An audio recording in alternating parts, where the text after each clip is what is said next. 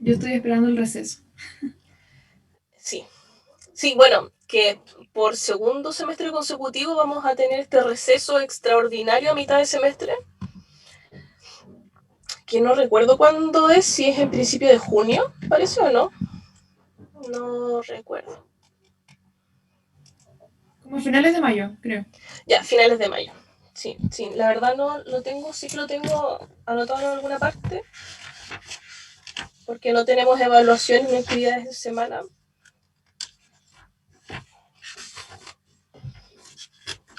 No, no la tengo. Pero sí que sale en el calendario. Sí, no tengo el receso intermedio anotado. Ya. Somos 48. Sí, ojalá, como dice Mauricio, ojalá se pueda descansar y, insisto, no recuerdo cuándo es la semana de receso, pero eh, ahí también aprovechar esa semana, ojalá, para descansar. Ayer tuve una reunión con un grupo de compañeros y me habían comentado que posiblemente, bueno, hoy día iba a haber paro, al parecer no hubo. No sé si han escuchado a lo mejor de algo para la próxima semana. No sé si aprovechando por mientras ingresan más compañeros. No sé si alguien habrá escuchado algo. La verdad yo no tenía ni idea del paro. No, ya sí, porque estaban, parece, diciendo paro nacional. Yo tampoco consulté con otras colegas y tampoco no sabían. Así que ahí como les encargo de que si llegan a saber en algún momento sobre un posible paro, para que me avisen, por favor. Sí. Hola, profe. Buenas tardes. Hola, buenas, Nicolás. Para que me avisen, por favor, para ver las programaciones y coordinarlo. Y bueno, si hay que suspender alguna clase o actividades para poderla suspender y reprogramarla después. ¿Ya? Estoy viendo acá la clase de presentación.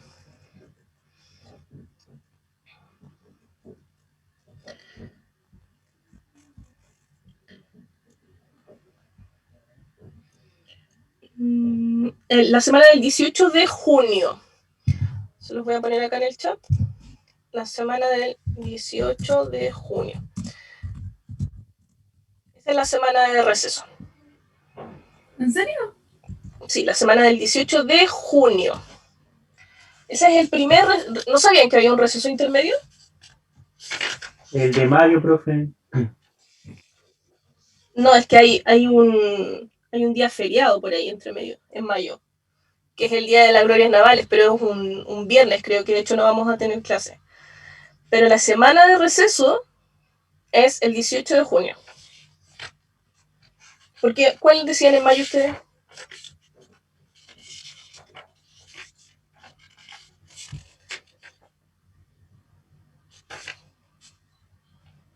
Yo según había escuchado el profe de anatomía, parece que había dicho que teníamos una semana, pero seguramente debe ser por eso, por el feriado. Sí, porque recuerden que en mayo, el calendario lo tengo acá. Es que en el calendario igual decía que 24 de mayo era la semana de receso. Sí, Sí, ponle de profe, en 24 calendario al aparecía. 30, Del Sí, en el campus 24, en el sale, campus virtual. era una En semana.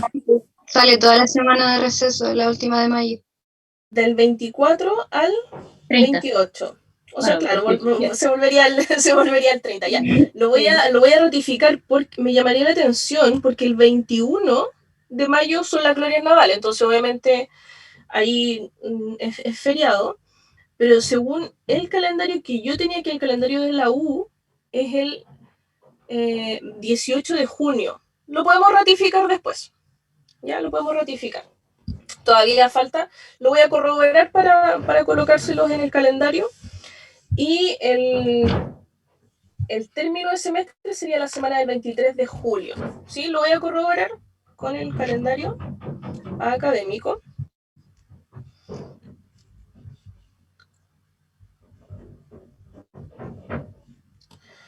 Sí, a mí también me llamaba la atención que fuese tan cerca del otro, ¿ya? Pero lo podemos corroborar después y yo se los coloco en el campus. Entonces, si es en mayo, y tendríamos que ver la calendarización también. Ya, y por mientras, antes de comenzar la clase,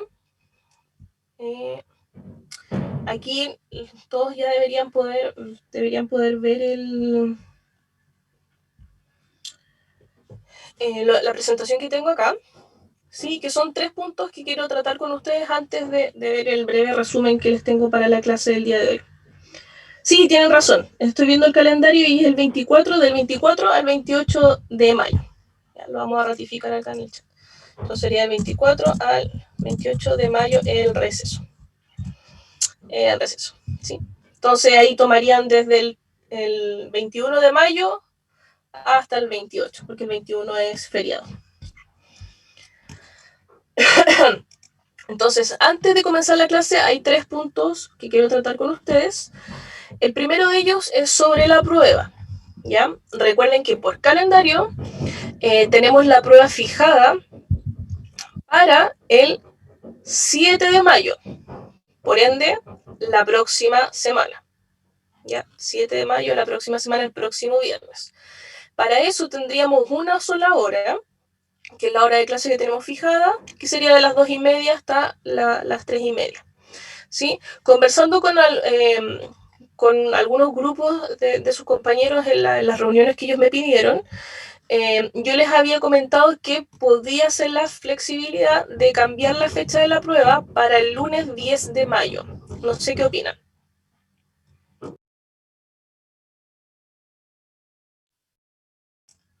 Entonces, en vez del viernes 7, lunes 10 de mayo sería en la tarde, en el horario que también habíamos conversado para las actividades prácticas. Entonces ahí tendrían más tiempo para hacerlas. Mis pruebas en general no son cortas, ¿ya? Entonces tendría mucho más tiempo.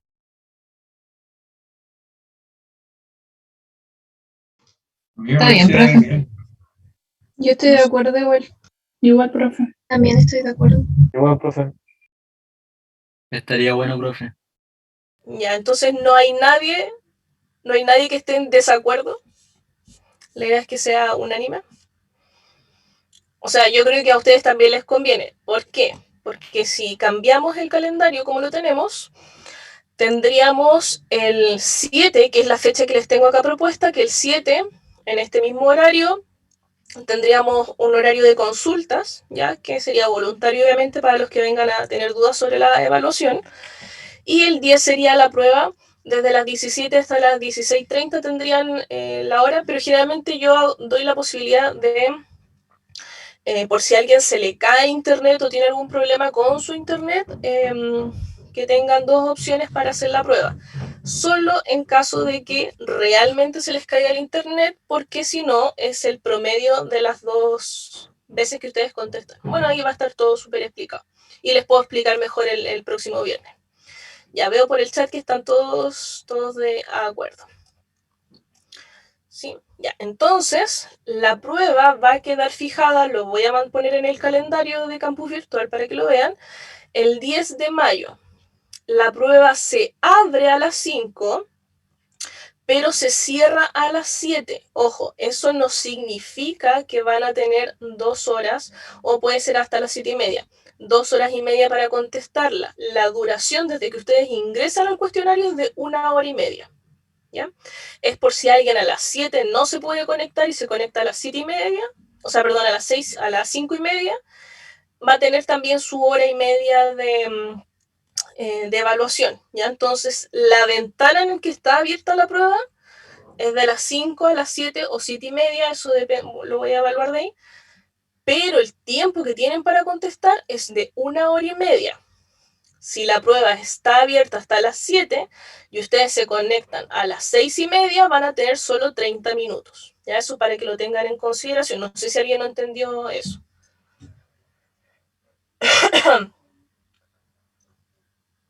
Es porque sé que algunos pueden tener problemas de internet y se les puede caer, o por X motivo se pueden conectar un poco más tarde para que no pierdan su hora y media de prueba. ¿Sí? Pero recuerden que una vez que ustedes inician el cuestionario, empieza a correr el tiempo.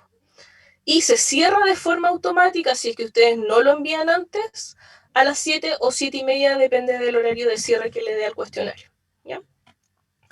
El formato son alternativas, verdadero y falso, puede ser también identificación de algunas estructuras que ya hemos visto en clase, pero ojo, la parte que tiene mayor puntaje es la parte de desarrollo, ¿ya? Desarrollo. Entonces ahí les recomiendo que dediquen más tiempo a la parte de desarrollo, porque en general si tienen todo lo del desarrollo contestado, deberían tener por lo menos notas sobre 4, ¿ya? Las alternativas y las otras no varían tanto la nota. El mayor porcentaje de la prueba son las de desarrollo. Y ojo ahí también con el plagio, si es que encuentro dos respuestas idénticas, se evalúa con nota mínima. Y por favor no lleguen y copien cosas de internet. Porque me ha pasado que llegan y copian lo primero que les aparece en internet, no saco las preguntas de ahí, obviamente, las creo yo, y está malo. Así que eviten eso porque lo más probable es que vaya a estar mala la respuesta. ¿Ya? No sé si alguien tiene alguna duda con la prueba. Toda la información de la prueba, cómo se realiza, los tiempos, todo eso con ejemplos, lo voy a dejar incluso abierto ya desde la próxima semana para que ustedes lo puedan leer, ya que es la pauta en el fondo cómo se lleva a cabo la prueba. Léanla con tiempo, ya no la lean antes de la prueba. No sé si alguien tiene alguna duda con eso. Lo podemos volver a discutir el próximo viernes.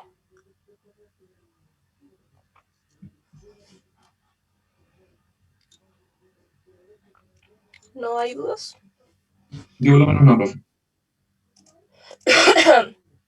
Muy bien. Rosy me pregunta si la materia para la prueba entra esta bacteria. Sí.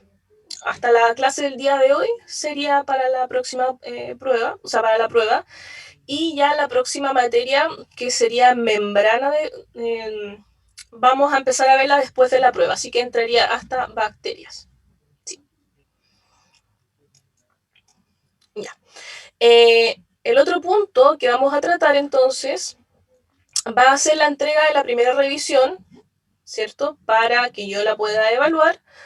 Recuerden que es hasta hoy, ya hay algunos compañeros que han subido sus trabajos, es hasta hoy hasta las 22 horas, después de eso se cierra la tarea y no permite que nadie más suba trabajos.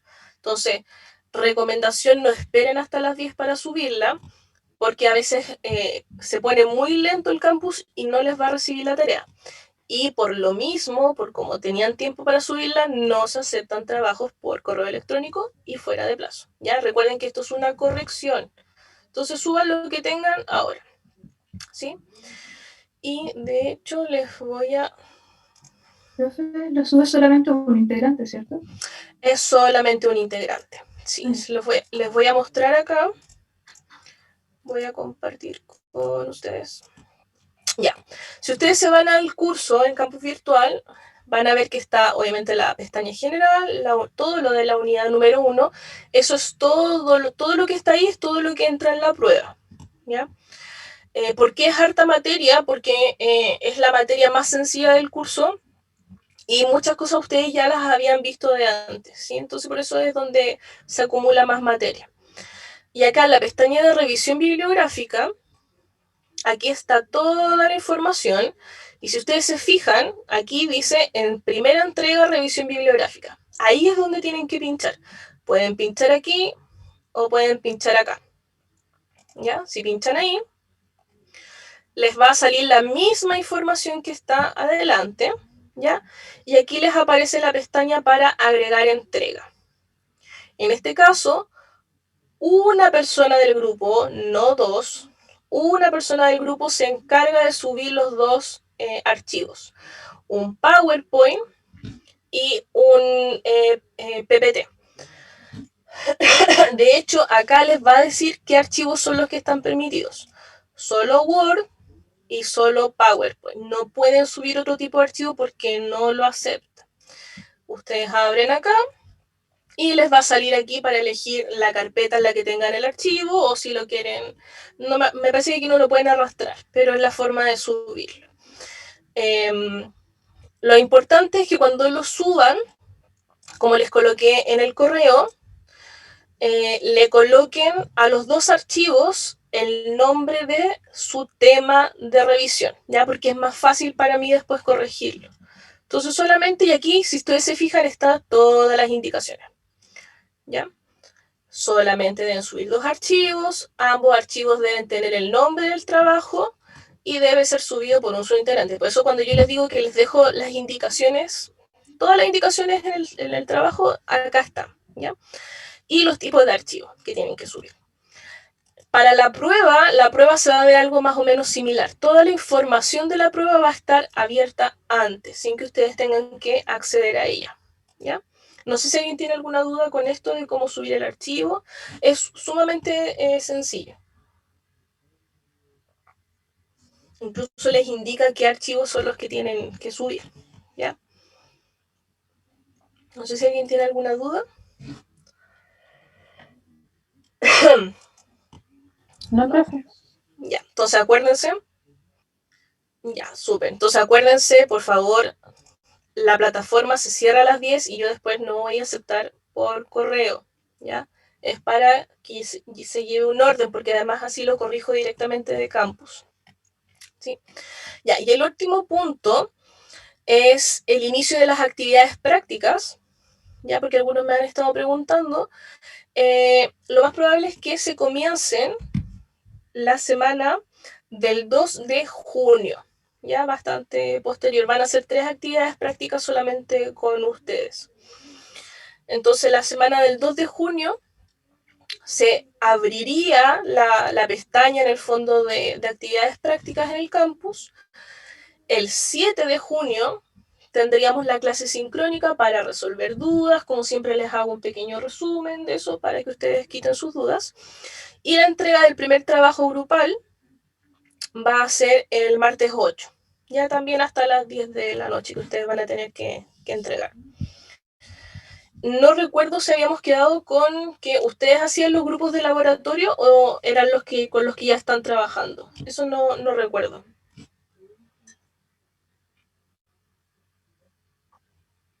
Creo que nosotros lo armábamos.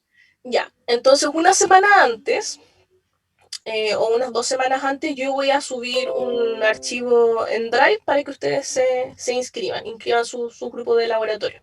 O puede ser mediante un foro también, ¿ya? Entonces una semana antes más o menos, o 2 semanas antes, vamos a armar los grupos y ustedes los eligen para que se vayan poniendo de acuerdo, ¿sí? Entonces no sé si hay dudas. Esto recuerden que yo se lo subo a Campus para que después les quede... Profe, una consulta. ¿De cuántos son los grupos? Ustedes son 77. Sí, puede que sea a lo mejor de 6. De 6. Ahí voy a hacer el cálculo, pero a lo mejor van a ser de 6 y 2 de 5, por ahí. Ahí voy a sacar bien el cálculo. No recuerdo si son 77 o 78. Sí, pero yo les voy a decir con tiempo, para que no se preocupen. La idea es que nadie quede, obviamente, sin grupo, ¿ya? Entonces, para la clase del día de hoy, vamos a ver rápidamente procariotas. ¿Ya? Procariotas.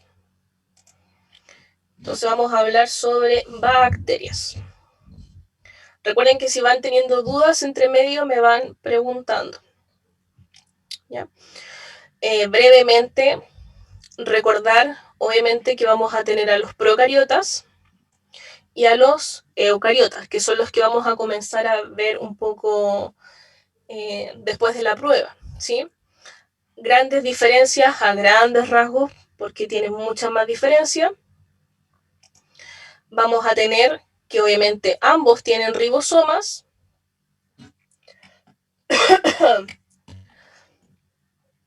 Ambos tienen membrana plasmática, citoplasma, ADN, aunque uno es circular y el otro no, pero en el caso de los procariontas recuerden que no tienen organelos membranosos. Esa es la característica, que a veces muchos se equivocan y piensan que como tienen ribosomas, tienen organelos membranosos, pero recuerden que los ribosomas carecen de membrana. Entonces, las bacterias en general no tienen organelos con membrana. ¿Ya? Entonces vamos a tener este ADN en el fondo casi desnudo. Esa obviamente era una animación, pero las diferencias las vamos a ver acá. Vamos a tener un procariota y vamos a tener acá un eucariota. Entonces las diferencias son bastante notorias. Este que se coloca acá generalmente es como un prototipo de bacteria, pero tiene formas muy, muy distintas y no todas tienen las mismas características. Por ejemplo, algunas van a tener este flagelo que les permite moverse, otras van a carecer de esto. Van a tener también fimbrias, ¿sí? O pilis en su exterior que también les permite movilizarse. Vamos a tener cápsula en algunos, otros no van a tener cápsula.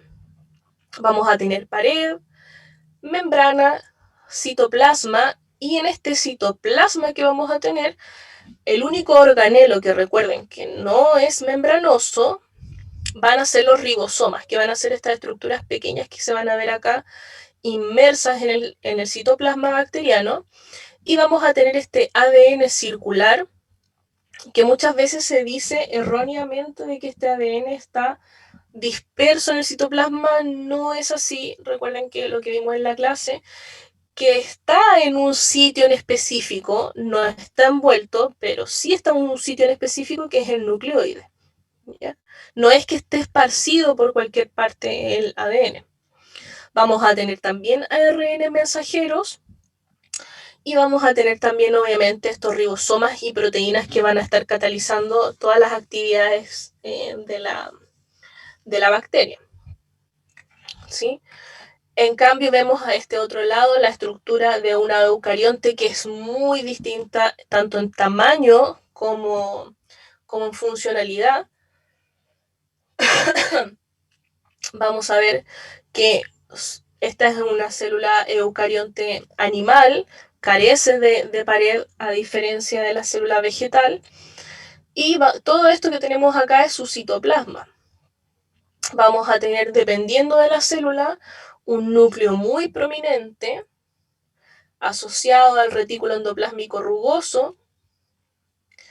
Vamos a tener el aparato de Golgi, el retículo endoplásmico liso, mitocondrias, ¿sí?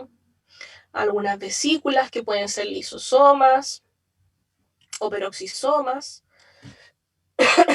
Y si se ven estas fibras que se ven acá, sería parte del citoesqueleto, ¿ya? Citoesqueleto. Las bacterias también poseen una especie de citoesqueleto. Cuando veamos citoesqueleto como tal, vamos a mencionar algunas de estas proteínas, pero no son las mismas que vamos a ver acá. Ya es una especie de citoesqueleto, pero no son las mismas que tiene una célula eucarionte.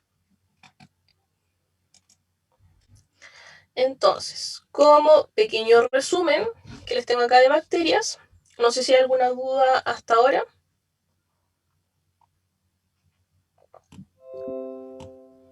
No, profe. No, ya.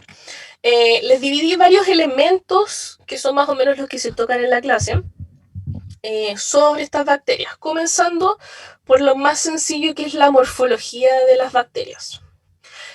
No todas las bacterias, como les dije, tienen la misma forma, y vamos a tener dos formas base que son las más comunes, ¿ya? Las primeras son los bacilos, o forma de bastón, que van a ser estas estructuras que tenemos acá, que son alargadas, son mucho más grandes que las formas esféricas, son mucho más grandes.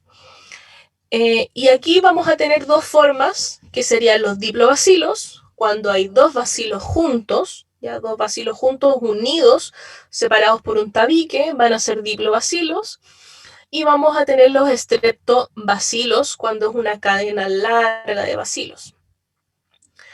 Y por otra parte, vamos a tener las formas esféricas o cocoides, ¿ya? Que son formas circulares, muy, muy circulares. Y ahí vamos a tener a los diplococos, cuando son dos esferas unidas. Vamos a tener a los estafilococos, cuando es una especie de racimo o una aglomeración de estas formas esféricas. Los estreptococos, que al igual que los bacilos, va a ser una cadena de esferas. Y vamos a tener las formas de sárcinas, que son ya formas un poco más tridimensionales. Se podría decir, aquí donde tendríamos en este caso, es como un cubo, una sársina es similar a un cubo en cuanto a lo tridimensional que es. Y vamos a tener también por último las tétradas,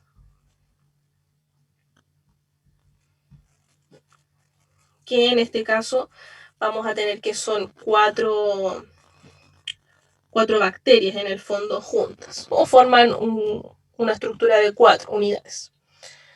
En el caso, vamos a tener otras morfologías también bacterianas, pero son mucho menos comunes.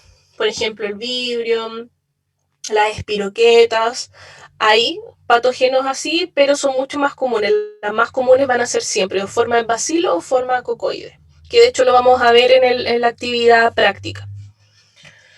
En el caso de la envoltura bacteriana o la parte más externa de la bacteria, vamos a tener primero, si es que la bacteria lo posee, la cápsula. ¿Ya? No todas las bacterias poseen cápsula. Las que la poseen van a ser principalmente estructuras asociadas al glucocálix, glicoproteínas, azúcares o aminoazúcares, ¿ya? Que le dan también un poco de protección, viscosidad a la bacteria, y también son bastante fáciles de detectar por el sistema inmunológico. Vamos a tener ya hacia el interior de la bacteria la pared. Y aquí vamos a tener dos agrupaciones de bacterias, que es de hecho el examen más característico que uno hace en microbiología, que es la tinción de Gram. ¿Qué es lo que hace la tinción de Gram? Vamos a ver que selecciona o identifica, mejor dicho, dos grupos de bacterias muy grandes. Uno que van a ser las Gram negativas y otro que van a ser las Gram positivas. Y eso es por el tipo de protocolo que se utiliza en la tinción. Entonces vamos a tener que, cuando hacemos el proceso de tinción, las primeras que se van a teñir van a ser las Gram negativas. ¿Ya? Gram negativas. Y esto gracias a que tienen una pared tan delgada que cuando uno hace los lavados, el colorante sale fácilmente. ¿Sí? Gram negativa. En cambio, la Gram positiva, vamos a ver que tiene esta gran pared que vemos acá de peptidoglicano o peptidoglucano. Entonces, ¿qué es lo que vamos a ver acá? Que esta, cuando la teñimos por primera vez, va a quedar teñida inmediatamente. ¿Por qué? Porque el colorante, a pesar que quiere salir, no puede porque esta pared lo impide. ¿Ya? Y así ya podemos identificar un número de bacterias. ¿Por qué es importante esto en microbiología? Por ejemplo, si ustedes tienen un paciente con una infección recurrente en el área de la boca, se puede tomar una muestra para un cultivo, esto lo llevan al laboratorio y el primer análisis que le van a hacer a esta bacteria va a ser la morfología y la tinción de Gram. Entonces, por ejemplo, que esta bacteria que ustedes encuentren va a ser un bacilo, en este caso Gram negativo. ¿Ya? Entonces al saber eso ustedes van a poder eliminar una gran cantidad de posibles patógenos que no cumplen con esas características, ni morfológicas ni de tinción. Entonces eso ya nos acota un poco la búsqueda hasta poder encontrar realmente cuál es la bacteria que estamos buscando.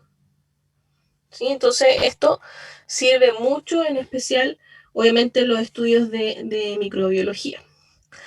Las Gram positivas van a quedar de un color violeta azulado y las gram negativas van a quedar de un color rosado o rojo intenso, ¿ya? Y eso nos ayuda bastante a eliminar posibles patógenos que pueden estar afectando a nuestro paciente. Por otra parte, ya en las estructuras más internas, vamos a comenzar con la membrana plasmática. ¿Sí? Que acá tenemos la cápsula, acá vamos a tener la pared y vamos a tener la membrana plasmática. De esta membrana plasmática van a salir algunas estructuras, por ejemplo la fimbria, que son las que vamos a ver acá, y otras estructuras, por ejemplo, como la que se menciona acá, que es el mesosoma.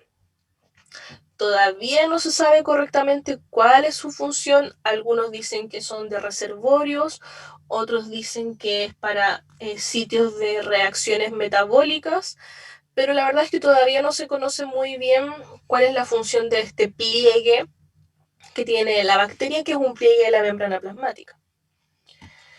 Ya en el citoplasma, que va a ser lo que vamos a tener acá, vamos a tener al nucleoide, que recuerden que es este espacio ficticio que va a tener la bacteria, que contiene el ADN circular. No es una membrana, sino que es un espacio ficticio, ¿ya? Pero aquí va a estar contenido el ADN, que es circular.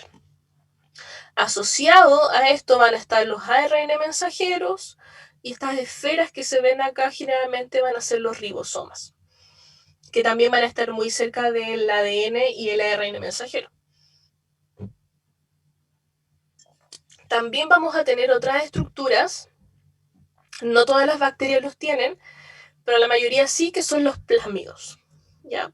Los plásmidos son ADN circular, que tiene bastante importancia en las bacterias, en especial en la sobrevivencia o, por ejemplo, la resistencia a antibióticos. Ya el plásmido, como lo vamos a ver después en la parte de reproducción, va a ser de lo más importante en este caso para dar variabilidad genética, ¿ya? Entonces los plásmidos son bastante importantes para la sobrevivencia bacteriana.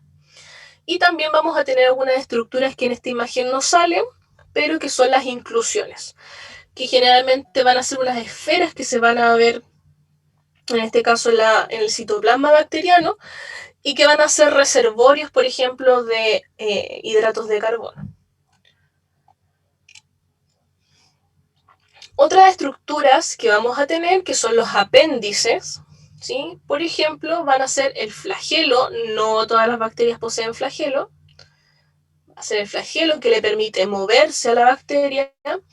Y aquí hay que diferenciar estas dos estructuras. Vamos a tener los pilis. Todas estas proyecciones que se ven son pilis, pero hay dos tipos. Unos que son los pilis o fimbrias, ¿ya? Fimbrias, que le permiten adherirse y moverse a la célula. Y vamos a tener otras estructuras que también se llaman pili, pero son los pilis sexuales, ¿ya? Que son los que vamos a ver en este proceso, que es la conjugación.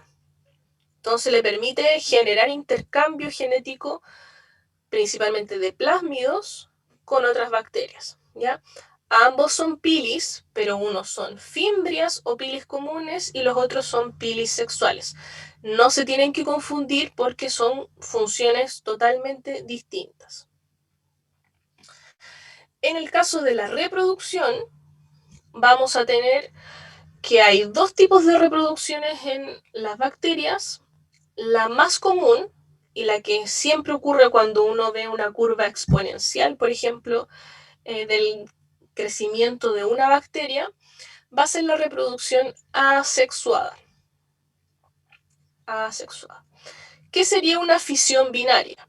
¿Ya? Una multiplicación de la bacteria como cualquier célula del reino animal, ¿sí? Vamos a tener una bacteria en este caso. Cuando va a entrar en este proceso de reproducción asexuado, el cromosoma, esta hebra gigante de ADN circular, se duplica, ¿ya?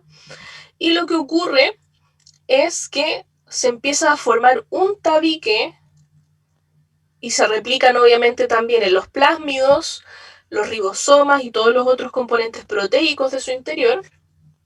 también se duplican, se forma un tabique dividiendo a 2 células hijas, ¿sí? Si se fijan acá, solamente hay un duplicado del ADN, no hay ninguna combinación donde se disminuya la concentración de ADN para lo que ocurre, por ejemplo, con la fecundación en mamíferos, ¿ya? Donde se baja a la mitad del material genético para ser completado, en este caso, por otro miembro de la especie con la que se vaya a ocurrir el proceso de reproducción. Acá no, solamente la bacteria duplica su ADN y pasa a la mitad una copia a una hija y la otra copia a otra. Esto es lo más común en bacterias. Vamos a tener otros procesos, ¿sí? Como lo son en este caso la conjugación, que era lo que mencionaba recién, o parasexualidad bacteriana. Este es el único proceso que se podría decir donde la bacteria tiene un intercambio de material genético y una variabilidad genética.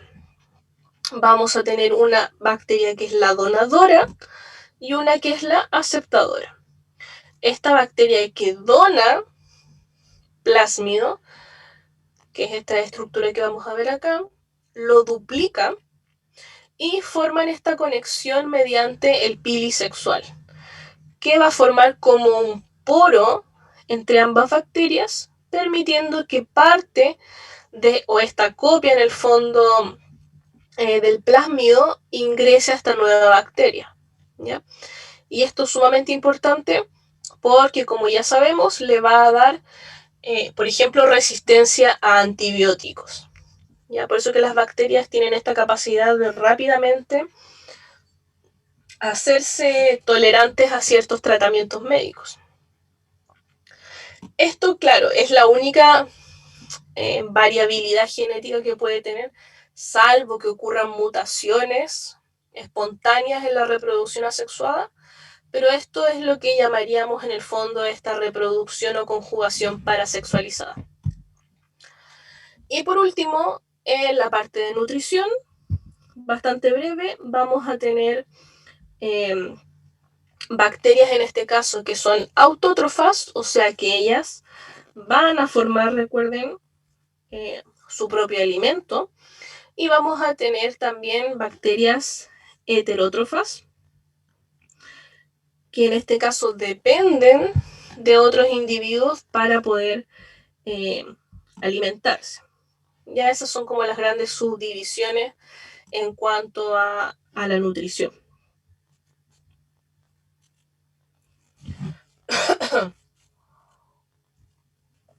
No sé si hay dudas.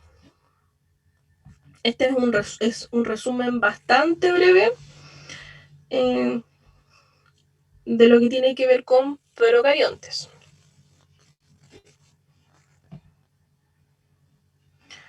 No sé si hay dudas, algo que no se haya entendido. No. No hay dudas. Todo claro, profe. ¿Sí? Súper. Ya. Insisto, recuerden que esto es solo un resumen que les va a ayudar un poco a estudiar, pero no reemplaza para nada la clase. Incluso pueden tomar este resumen que les hago e ir completándolo a lo mejor con más contenido, ¿ya? Se me había olvidado mencionar que acá abajo coloqué a las esporas, ¿sí? Que algunos confunden la cápsula con las esporas. Son cosas totalmente distintas.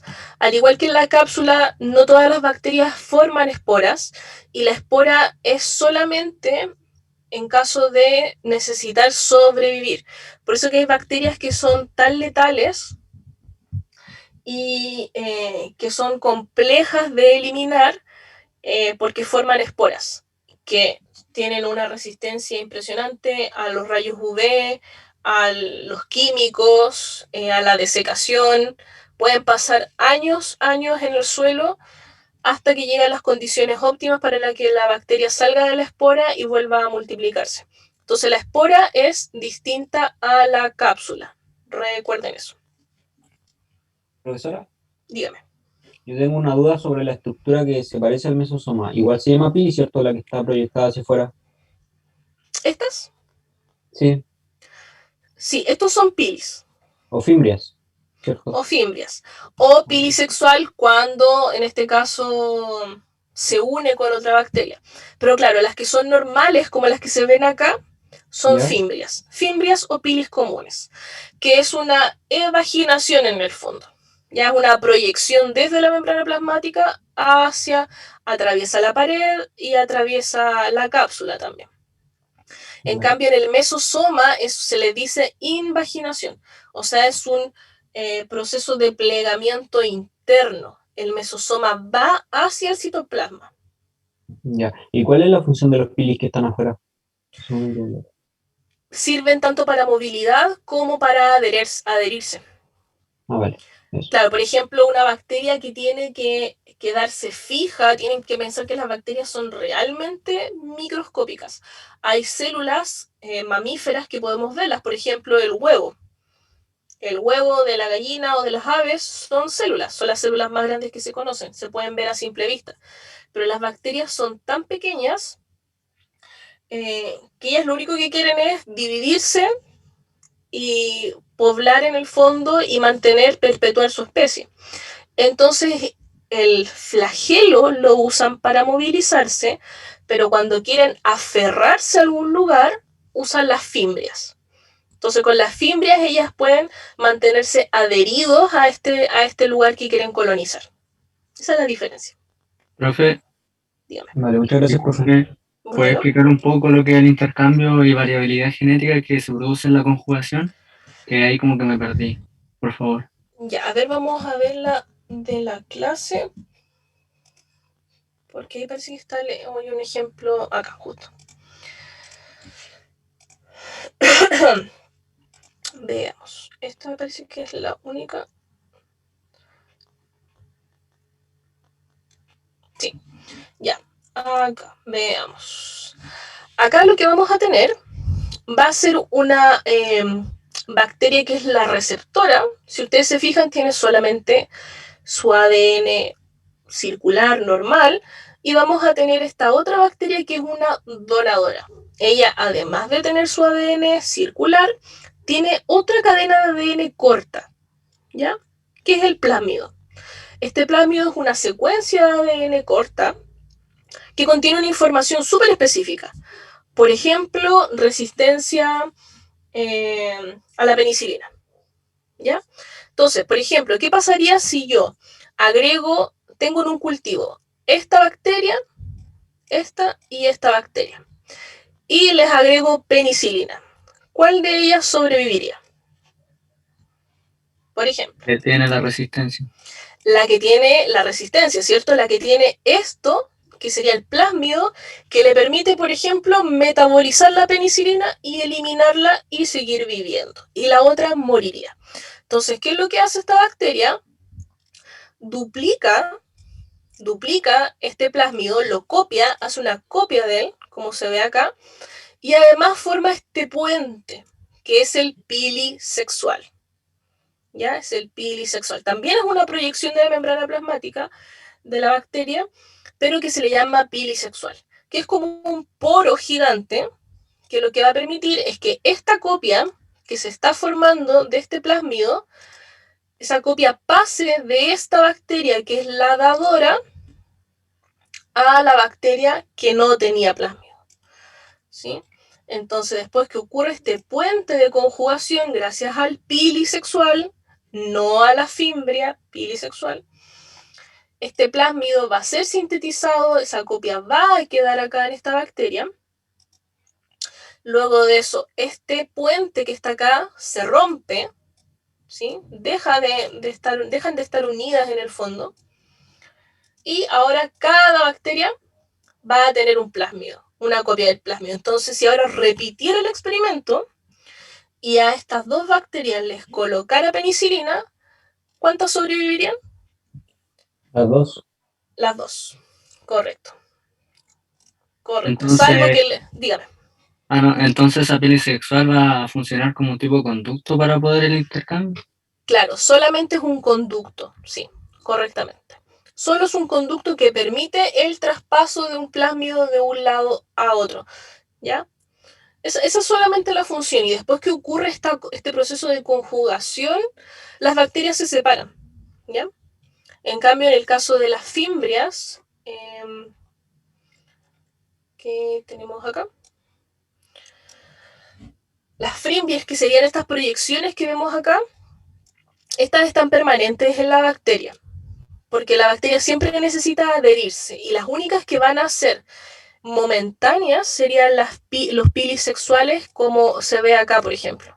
Acá hay 2 bacterias que están con un pili sexual y que están intercambiando material genético en forma de plásmido, ¿sí? No sé si ahí se entendió. Sí, profe, gracias. Súper, de nada.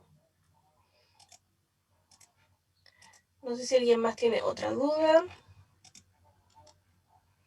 Yo tengo una Consultas. como respecto al número de sedimentación, porque sabía que en los procariontes era 70S y que tenía como 2 partes que eran 30 y 50. ¿Por qué queda 70?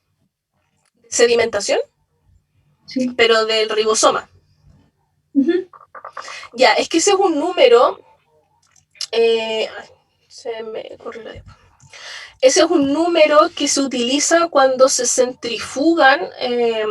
Uno hace una extracción de ribosomas y se centrifugan. Entonces está asociado a su peso y en cuánto tiempo se sedimentan. O sea, en el tubo de ensayo donde yo lo tengo, precipitan, quedan en el fondo del tubo, ¿ya? Y vamos a tener que, claro, se diferencia de los ribosomas humanos porque tienen otras subunidades de distinto tamaño.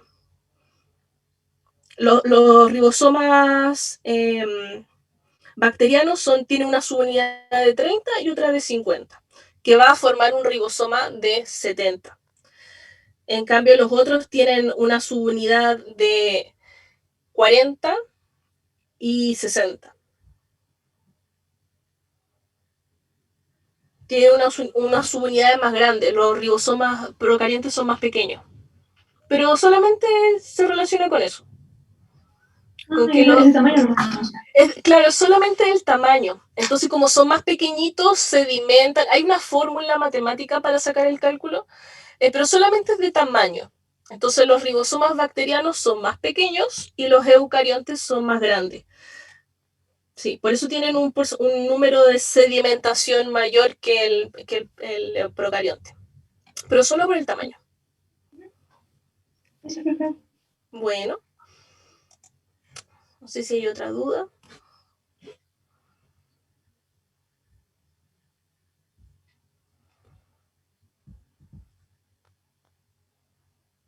En todo caso, con los ribosomas no sumen las subunidades, porque ahí no les va a dar el número, porque está asociado, insisto, a una fórmula que tiene el tamaño, las revoluciones con las que se centrifuga, por eso que a lo mejor no les cuadra.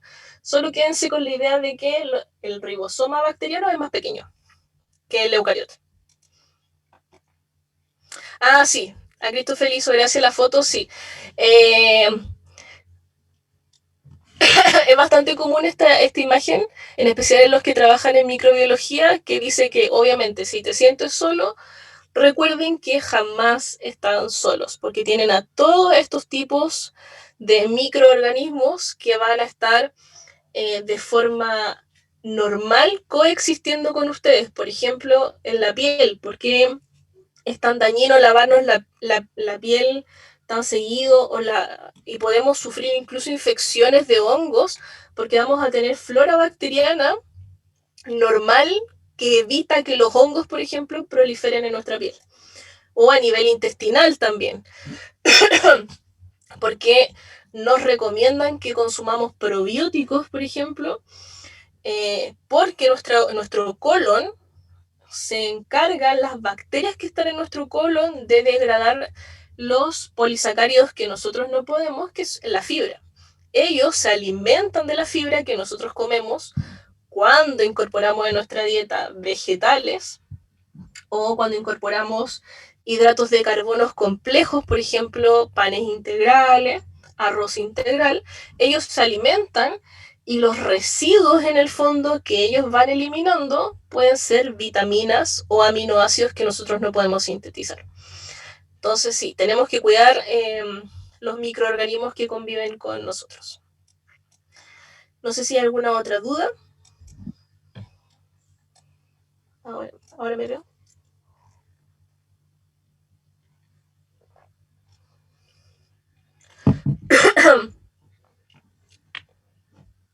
Por eso que a veces las infecciones, o se pueden dar infecciones cuando hay en piel, por ejemplo, cuando hay un desequilibrio en el pH de la piel, o le generamos alguna lesión, y las bacterias que vamos a tener en la piel, lo que hacen, o lo que tienden a hacer muchas bacterias u hongos, es que secretan antifúngicos y antimicrobianos, que a ellos no les hace nada, pero sí elimina a bacterias, por ejemplo, que quieran colonizar nuestra piel. Entonces, cuando eso falla, hay un desequilibrio en la piel o a nivel intestinal, nos enfermamos. Por eso es importante cuidar esos órganos y a los microorganismos que habitan en ellos, igual que en el estómago. ¿Por qué es tan complejo cuando estamos con una infección bacteriana y consumimos antibióticos? No solo vamos a eliminar la bacteria que nos está enfermando, sino que también vamos a eliminar a las bacterias, por ejemplo, a nivel gastrointestinal. Y eso va a hacer un desequilibrio importante en nuestra flora normal y nos va a doler el estómago. No sé si hay alguna otra duda sobre la clase o sobre los trabajos. Yo por lo menos no, profe. ¿No? Súper. Así que en general quedó clara la clase. Ya pues, chicos, entonces si no hay más dudas, nos veríamos la próxima semana para consultas sobre la prueba, y la prueba, recuerden, va a quedar fijada para el 10 de mayo a las 5 de la tarde, ¿ya? Entonces, para que el viernes lleguen con dudas sobre la prueba, de cosas que no hayan entendido. O les podemos ver un poco cómo hacer el formato de la prueba también, ¿ya? Ya pues, chicos, que estén bien entonces, y recuerden subir el trabajo hoy día.